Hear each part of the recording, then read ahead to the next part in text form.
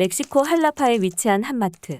사장님, 제 말 한 번만 믿어보라니까요. 이 목소리는 폐업 위기인 한마트에서 자주 오는 단골 한국인 손님이 사장에게 소리치는 목소리입니다. 이 소리를 듣고 사장은 울며 겨자 먹기로 마지막이라고 생각하고 믿어보겠다고 하는데요. 어떤 일이 있었을까요? 가온누리 타임과 함께 알아보겠습니다. 안녕하세요. 저는 매운맛의 도시라고 불리는 멕시코 할라파에서 작은 마트를 운영하고 있는 하비에르라고 합니다. 지금은 규모가 커져서 더 이상 작은 마트라고는 할 수 없겠네요. 지금처럼 규모가 커지는 데에 있어서 1등 공신은 바로 저희 한국인 단골 손님입니다. 이 손님의 이름은 민수예요. 지금은 둘도 없는 친구 사이로 지내고 있답니다. 이 민수 덕분에 지금의 제가 있을 수 있었어요. 제가 살고 있는 도시가 왜 매운맛의 도시라고 불리냐면 여러분들이 잘 아시는 할라피뇨가 바로 저희 도시에서 유래됐기 때문이에요. 저는 매일같이 밥을 먹을 때 할라피뇨를 곁들여 먹습니다. 민수가 말하기를 한국에도 할라피뇨와 비슷하게 생긴 청양고추라는 것이 있다고 들었어요. 최근에 민수 덕분에 한번 먹어봤는데 할라피뇨를 자주 먹는 저인데도 불구하고 청양고추가 더 매운 것 같더라고요. 저는 사실 이 민수의 나라인 한국이라는 나라에 관심을 가진 지 얼마 되지 않았습니다. 한국이 어디에 있는지, 무슨 대륙에 있는지도 전혀 몰랐어요. 한국에 관심을 가지게 된 것은 민수 덕분이었어요. 지금은 한국 음식에 푹 빠져 있답니다. 저는 총각 때는 혼자 마트를 운영했습니다. 혼자서 마트를 운영하다가 마트의 직원으로 있었던 현재 저희 아내를 만나게 되었어요. 아내를 만나 결혼을 한 후 지금은 저와 아내 둘이서 마트를 공동 운영하고 있습니다. 직원도 더 많이 늘어났죠. 이 마트는 사실 저의 아버지 때부터 운영하셨던 마트였어요. 그 당시에는 이 동네에서 유일한 마트여서 발 디딜 틈 없이 손님이 많았죠. 손님이 많고 장사가 아주 잘 돼서 저는 어려서부터 부유한 환경에서 생활할 수 있었어요. 제가 어렸을 때는 아버지가 집에 돌아오실 때마다 돈뭉치를 가져오셨던 기억이 납니다. 이런 가정환경 덕분에 저는 동네를 떠나 수도인 멕시코시티에서 사립학교를 다니고 대학까지 졸업했습니다. 그때는 이런 부유한 가정환경에 감사함을 못 느끼고 살았어요. 아버지는 대학만 졸업하면 이 잘나가는 마트를 저에게 물려주신다고 어렸을 때부터 말씀하셨습니다. 저는 외동아들이었기 때문에 당연한 줄 알았어요. 그래서 저는 대학교를 다닐 때도 친구들과 파티만 다니고 술만 먹고 다녔습니다. 공부는 하나도 안 하고 대학교 수업도 자느라 안 간 적도 많았어요. 당연히 성적은 F가 대부분이었고 저는 학사 경고도 맞았답니다. 아버지는 저희 성적을 보고는 분노하셨고 대학 졸업을 못하면 고향에 내려올 생각도 하지 말라고 하셨어요. 그리고 마트를 물려받는 것도 꿈 깨라고 하셨습니다. 저는 이 말을 듣고 정신을 차려서 마지막 학년이었을 때 혼신의 힘을 다해서 겨우겨우 졸업에 성공했습니다. 나중에 들어보니 아버지는 제가 졸업을 못했으면 마트를 그냥 팔아버릴 생각이었다고 하셨어요. 저는 어렸을 때부터 아버지만 믿고 공부도 안 하고 가진 기술도 없어서 이 마트가 아니었으면 정말 답이 없는 인생이었습니다. 그렇게 졸업을 하고 다시 고향에 돌아오니 드디어 아버지가 자랑스럽다고 하시더군요.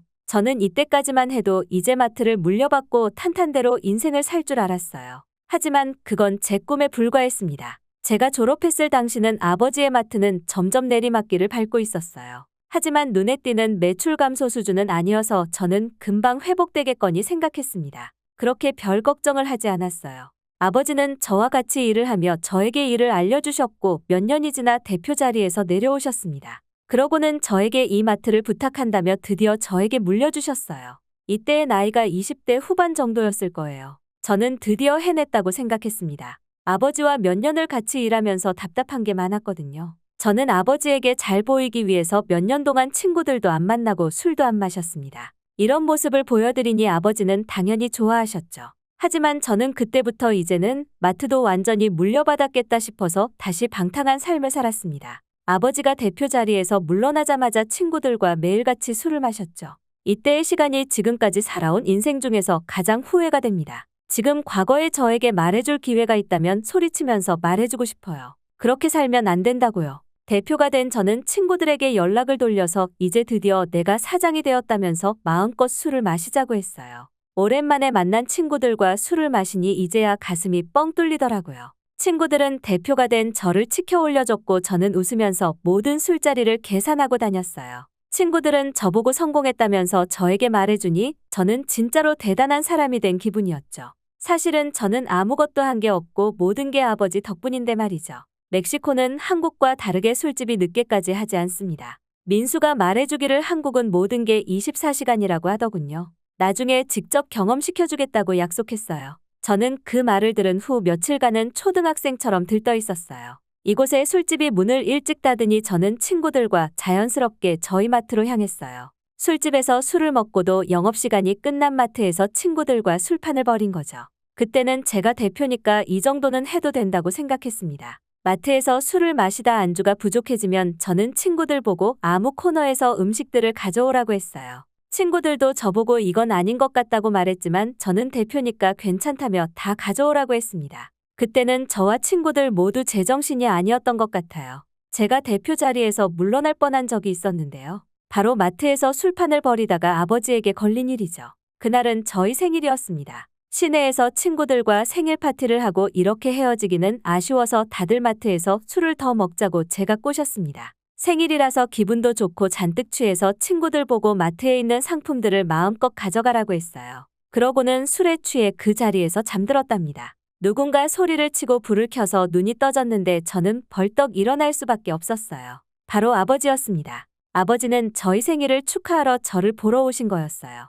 하지만 마트는 난장판이었고 저와 제 친구들은 술에 취해 제정신이 아닌 상태였죠. 아버지는 이게 무슨 일이냐며 당장 오픈까지 10분도 채 남지 않았다고 소리쳤어요. 아버지는 저에게 너무 실망을 많이 했다며 그 자리에서 나가버렸습니다. 저와 제 친구들은 정신을 차려서 청소를 하기 시작했어요. 하지만 어지럽혀 놓은 게 하도 많아서 도저히 10분 안에는 청소하기가 불가능했죠. 저희는 보통 식료품과 아이스크림이 있는 구역에서 테이블을 놓고 술을 많이 마셨는데 그날은 이 구역을 오후부터 오픈하기로 했습니다. 저의 이런 생활 때문에 손해를 본 거죠. 제 인생 최악의 생일이었습니다. 여기서 정신을 차리고 열심히 일을 했어야 했는데 역시 사람은 쉽게 안 변하는 것 같습니다. 저는 어떻게 하면 아버지에게 안 걸리고 친구들과 파티를 벌일 수 있을지 고민했어요. 지금 제가 생각해도 한심하네요. 그렇게 저는 정신을 못 차리고 계속 친구들과 마트에서 술을 마셨습니다. 마트는 저희의 아지트 개념이었죠. 저는 늦게까지 술을 마셔 아침에 출근을 못하기 부지기수였어요. 직원들에게는 출장을 간다 하고 집에서 계속 잔 적도 많았어요. 저는 돈도 많고 시간도 많아서 성공한 대표인 줄 알았습니다. 하지만 어느 날 제가 대표실에서 게임을 하고 있는데 한 직원이 들어가도 되냐고 묻더군요. 그래서 저는 게임 중이라 있다가 제가 직접 찾아가겠다고 했어요. 그렇게 게임을 다 하고 직원을 찾아가 아까는 무슨 일이었냐고 물었습니다. 직원은 저에게 어떤 자료를 보여주더라고요. 대표님이 꼭 보셔야 할 자료라고 하더군요. 저는 그 자료를 보는 순간 식은땀이 나기 시작했어요. 직원이 보라는 자료는 저희 마트의 영업 손실액이었어요. 매출은 늘지 않고 있는데 손실액은 무서운 속도로 늘기 시작했습니다. 이렇게 되면 저희 주머니로 들어오는 돈이 점점 적어져서 오히려 마이너스가 날 수도 있겠더라고요. 저는 지금까지 제대로 된 경영을 해본 적이 없어서 어떻게 해야 할지 방법을 몰랐습니다. 게다가 동네 사람들도 차로 30분 거리에 대형마트가 새로 들어와서 다들 그쪽으로 가는 분위기였어요. 새로운 마트가 들어오고 나서 저희 동네 사람들은 30분 차를 타고 나가도 살 수 있는 게 많은 새로운 마트에 갔어요. 동네 사람들은 오래되고 물건도 자주 없는 저희 마트는 이젠 찾지 않더라고요. 그리고 그때 소문이 정말 빨리 돈다는 걸 느꼈습니다. 저와 제 친구들이 밤만 되면 마트에서 파티를 한다는 것을 모든 동네 사람들이 알고 있었죠. 그 이야기가 돌고 나서는 아버지가 마트를 운영하던 시절 때부터의 단골 손님들도 다들 다른 마트로 발걸음을 바꿨습니다. 저는 이 마트가 아니면 도저히 돈을 벌 방법이 없어서 그때부터 진심으로 일하기 시작했어요. 아버지가 쌓아 올린 이 마트를 다시 제가 일으켜봐야겠다고 생각했습니다. 그때부터 친구들을 만나지 않고 술도 끊었어요. 얼마 남지 않은 손님들에게 직접 말도 걸어서 저희 마트의 문제점이 뭔지도 물어봤습니다. 하지만 말을 붙이는 것과 살갑게 대하는 것 모두 예전에 해본 적이 없어서 힘들더라고요. 마트의 직원들은 점점 다른 일자리를 찾거나 이직을 준비하고 있었어요. 이 마트가 머지않아 문을 닫을 거라는 것을 알고 있는 것 같더라고요. 저는 이 마트의 직원들을 책임져야 한다는 사실도 알고 있었어요. 그동안 너무 안일하게 살아왔습니다. 이런 마음가짐으로 매일 출근하며 저희 마트에 오는 손님들에게 계속 말을 걸었습니다. 하루는 식료품 코너에서 제가 손님들에게 말을 걸고 있는데 한 동양인 남자가 저에게 라면은 어디 있냐고 묻더군요. 그 동양인이 바로 민수였답니다. 그래서 저는 친절하게 저쪽 코너에서 돌면 바로 나온다고 알려드렸습니다. 그리곤 그 동양인은 다시 저에게 와서 왜 한국 라면은 없냐고 따지더라고요. 저는 라면이 다 같은 것 아니냐고 저쪽에 일본 라면이 있다고 말했어요. 그 일본 라면은 잘 팔리지 않아서 재고가 쌓여 있었죠. 저에게 민수는 자신은 한국에서 왔다고 소개했고 이 마트가 손님이 많이 줄은 것도 알고 있다고 하더라고요. 저에게 이 일본 라면을 다 치우고 아예 라면 코너를 만들어서 한국 라면으로 채워놓는 게 어떻겠냐고 제안했어요. 저는 마음대로 코너를 만들고 빼본 적이 없었기 때문에 생각해본다고 했죠. 식료품 중에서 유일하게 잘 팔리지 않는 것이 이 일본 라면들이었어요. 저는 면 음식은 일본이 최고인 줄 알고 일본 라면을 갖다 놓았던 거예요. 저는 계속 이 한국인의 말이 신경 쓰였고 직원들에게 내부 회의를 하자고 했습니다. 직원들에게 오늘 어떤 손님이 일본 라면 대신 한국 라면을 진열해달라고 했다고 말했어요.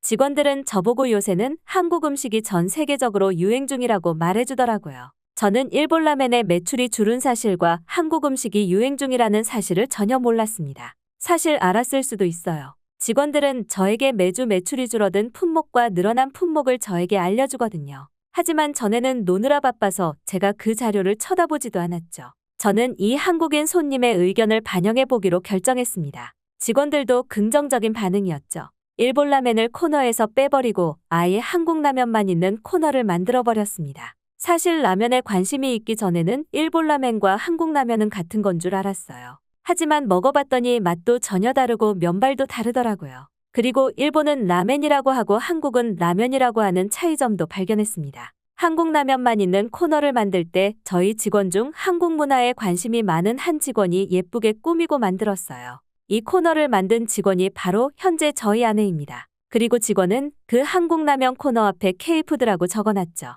처음에는 반응이 없었습니다. 저는 손해를 봤다고 생각했어요. 씁쓸한 표정으로 지켜보는데 저에게 말해준 민수가 또 오더라고요. 그러고는 저보고 고맙다고 엄지를 치켜 올려주더라고요. 민수는 라면을 몇 봉지를 사고 저에게 와서는 아직도 손님이 별로 없냐고 물었어요. 저는 힘없는 목소리로 요새는 많이 없다고 했습니다. 그러자 민수는 저에게 한 가지 제안을 더했어요. 저는 이제 아무 생각도 없어서 뭐냐고 물었습니다. 민수는 한국 사람들은 라면을 먹을 때 무조건 김치를 먹는다고 했어요. 하지만 저희 마트에는 김치가 없다고 말하더군요. 김치는 멕시코인들에게 있어서 할라피뇨 같은 것이라고 말했습니다. 저는 이해가 바로 되더라고요. 그러고 저보고 한국의 김치를 진열해보는 것이 어떻겠냐고 그러더라고요. 김치는 여러 종류를 진열해줄 것을 부탁했어요. 민수는 볼펜으로 적어서 알려주기까지 했습니다. 저는 어차피 마트가 문 닫기 직전인데 마지막이라고 생각하고 김치를 납품하는 업체를 찾아서 민수의 말대로 했습니다.